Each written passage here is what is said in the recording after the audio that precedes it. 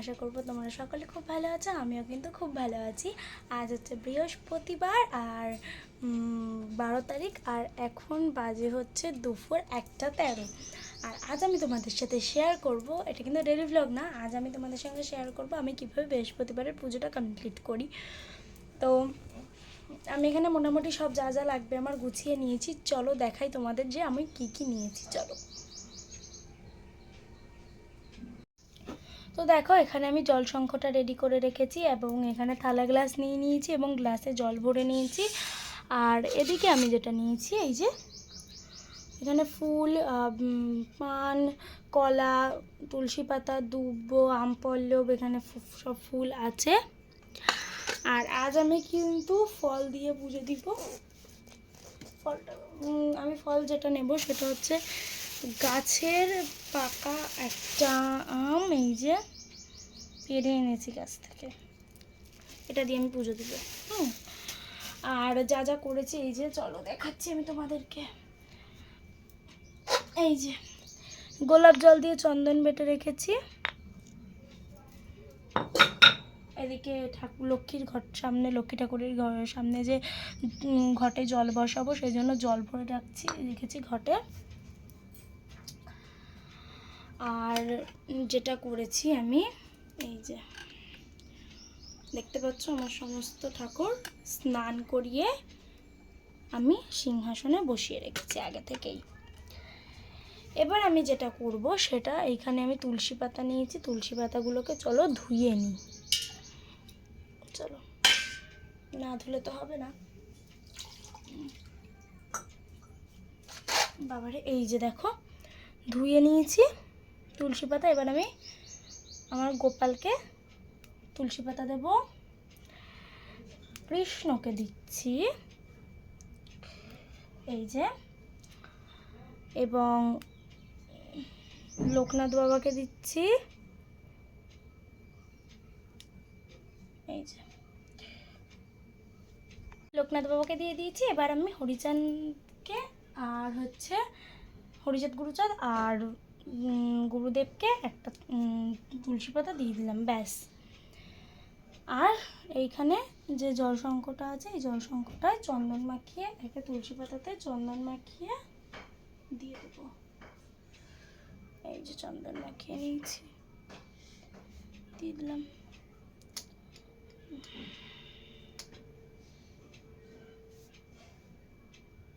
ব্যাস, আর একটা এরকম সুন্দর দেখে চন্দনের ফোঁটা, এই হচ্ছে রেডি হয়ে গেল। এবার যেটা করব, আমি এই আমটাকে ধুয়ে কেটে নেব। চলো আমটাকে ঝটপট ধুয়ে নিই।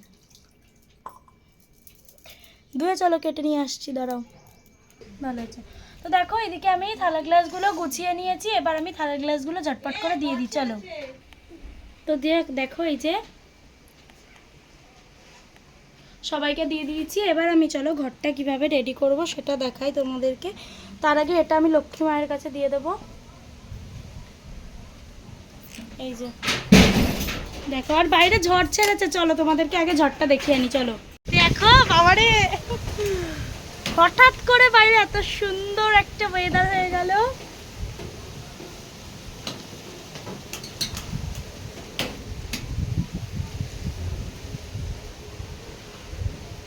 চলো আবার কিছুক্ষণ পর দেখা করছি। দেখো, এদিকে আমি প্রদীপ আর ধূপকাঠিটাকে জ্বালিয়ে নিয়েছি, আর ঠাকুরকে ওদিকে খাবারটা সামনে দিয়ে দিয়েছি, আর এদিকে ঘটে স্বস্তিকটা এঁকে নিয়েছি অফ ক্যামেরাতে, এবং তার উপরে জল দিয়েছি ঘটের মধ্যে। তারপরে আম পল্লব 1 2 3 4 5টা আম পল্লব, হ্যাঁ, 5 পাতার একটা আম পল্লব, ধান, দুব্বো, কলা এই সমস্ত দিয়ে দিয়েছি। এবার একটু ফুল দিয়ে দিব। আর একটা জিনিস দেখাই তোমাদেরকে, এই যে দেখো, আমি সকালবেলা ফুল তুলেছি, যার জন্য ফুলটা নেতিয়ে গেছে, 2টো বেজে গেছে অলরেডি। এই যে এটা হচ্ছে লক্ষ্মী জবা,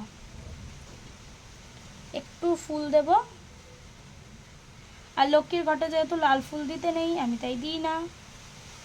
একটু গাঁদা ফুল আর একটা লক্ষ্মী জবা দিয়েছি, একটাই লক্ষ্মী জবা ছিল আজকে। এই যে, এবার চলো ঘরটা আগে উলুধ্বনি দিয়ে বসিয়ে নিই। চলো।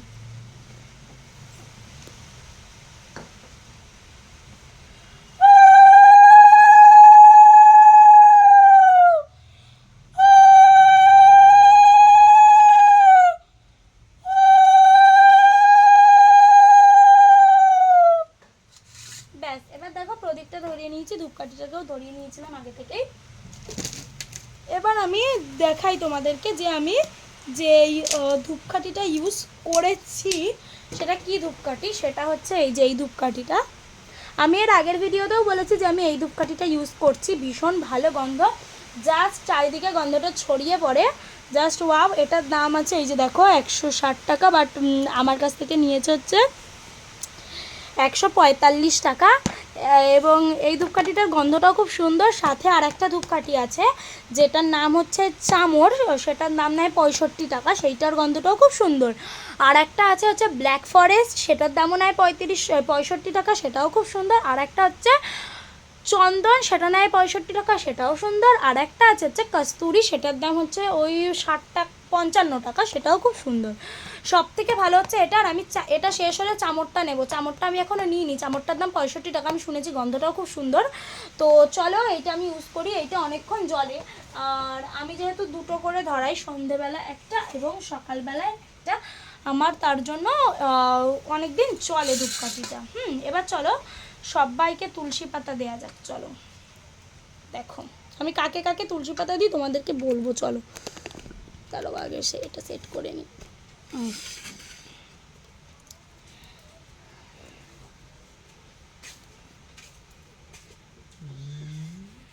এক কথা কই মাগো তোমারও গোচর নরলোক পানে মাগো চাহো একবার, মর্তবাসী অন্নভাবে করে হাহাকার, বলো মাগো কৃপা করি কি পাপের ফলে, মর্তবাসী অন্নভাবে করে হাহাকার, বলো মাগো কৃপা করি কি পাপের ফলে, মর্তবাসী নরনারী দুঃখে সদা জলে, শুনি লক্ষ্মী না নারদেরে বলেন তখন ধারাবাসী দুঃখ পায় পাপেরও কারণ, লক্ষ্মী রূপা নারীসি যে পাঠানো মর্তে আমারে ভুলেছে তারা পড়িয়া মহতে, লজ্জা আদি গুঞ্জত রমণীর আছে কণিক সুখেরও লাগি বর্জনও করেছে, স্বামীরে না মানে তারা না শুনে বচন ইচ্ছামাজ হেতে সেতে করেছে ভ্রমণ প্রতিগৃহে এইরূপ পাপেরও আকার অচল্য হইয়া সেটা থাকি কি প্রকার, শুনিয়া নারদ বলে বিষণ্ণ বদনে কি রূপে প্রসন্ন তুমি হবে নারীগণে, কি রূপে পাইবে তারা তপবধ ছায় ওগো দয়াময়ী তুমি না করিলে দয়া, নারদের বাক্যে লক্ষ্মী প্রসন্ন হইল, আশ্বাস দাঁড়িয়ে তাদের বিদায় করিল, অতপরে লক্ষ্মীমাতা বলে নারায়ণ মর্তের প্রগতি বপু গুজবে কেমনে, শুনিয়া লক্ষ্মীর কথা বলে নারায়ণ অস্থির হয় না দেবী স্থির করো মন, আমি যাহা বলি তাহা স্থির রেখো মনে, ধারাধামে যাও লক্ষ্মীব্রত প্রচলন, নারায়ণ বাক্যে লক্ষ্মী আনন্দিত হয়ে লক্ষ্মীব্রত প্রচারিত ধারাধামে যায়, বৃদ্ধা ব্রাহ্মণীর বেশে ভ্রমিতে লাগিলে সাহস অরণ্য এক বৃদ্ধারে দেখিলে, বৃদ্ধারে দেখিয়া লক্ষ্মী জিজ্ঞাসিল তারে কেবা তুমি কি কারণে এসেছো কান্তরে, শুনি বৃদ্ধা বলে আমি অতি অভাগিনী, একে একে বৃদ্ধা বলে দুঃখেরও কাহিনী, লক্ষ্মী বলে গৃহে ফিরে করো লক্ষ্মীব্রত গুরুবারে সন্ধ্যাকালে লয়বধূ যাতে উপদেশ দিয়া লক্ষ্মী হইল অদর্শন, গৃহে ফিরে বিদ্যা করে লক্ষ্মীর পূজন, লক্ষ্মীর কৃপায় তার দুঃখ দূর হয় ধনসহ্য পূর্ণ হলো, তাহারও লয় পুনরায় গৃহে লক্ষ্মী করে আগমন হইল, বৃদ্ধার গৃহে শান্তিনিকেতন মগধীতে ভাষা এক বণিক তনয় দৈবযোগে এলো তাতে ব্রতের সময়, ব্রত দেখি বণিক জিজ্ঞাসা নারীগণে কিভাবে ব্রত করো তুমি মিলি বামাগণে, সদাগর কথা শুনি বলে বধূগণ লক্ষ্মীব্রত করিতে মানস পুরাণ, সদাগর শুনি তারা ভয়ঙ্কর যে দান দুঃখেতে থাকে সে পূজা লক্ষ্মীর, সদাগর বাক্যে লক্ষ্মী কুপিত হইল অল্পদিনে ছন্ন ছাড়া তাহারে করিল, সর্বস্ব হইল নষ্ট ঘরে তারে তাহার দৈবযোগে আসিল সে বৃদ্ধার আগার, বৃদ্ধা লক্ষ্মীব্রত করে বধূগণ বণিকের মনে পড়ে পূর্ব বিবরণ মনেতে বুঝিল কেন বিপাকে পড়েছে, অহংকারের ফলে লক্ষ্মীর তারে ছাড়িয়েছে, দুই করে যদি সেই বণিক নন্দন কাঁদিতে কাঁদিতে করে লক্ষ্মীর স্থাপন, তপস্বী করিল সে প্রণাম করিল দুই নয়নে বাড়ি ধরা জড়িতে লাগিল, লক্ষ্মীব্রত সারবলি মনেতে বুঝিয়া গুরুবারে লক্ষ্মীব্রত করে গৃহে গিয়া লক্ষ্মীর কৃপায় তার ঐশ্বর্য বাড়িল, লক্ষ্মীব্রত ধারাধামে প্রচারও হইল, প্রতি বৃহস্পতিবারে ব্রতকথা সমাপ্ত।